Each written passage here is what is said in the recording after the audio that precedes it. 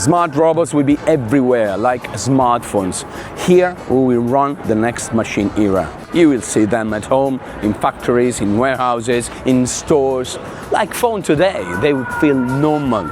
They will be as smart as models we use to write and answer. But this time they will have a body, hands, strength, balance. They will not just know, they will do.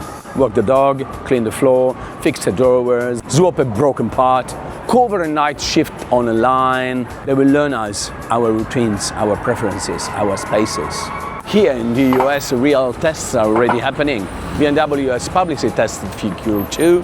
Hyundai has controlled Boston Dynamics since 2021. Apptronik and Agility are pushing robots into real warehouse operation. And the leaders are taking shape.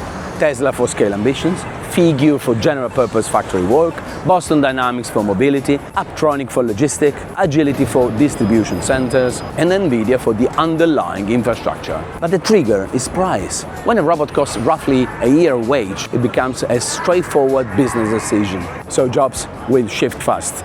Some roles will grow, others will shrink, and policy needs to move before this becomes a social emergency. What do you think?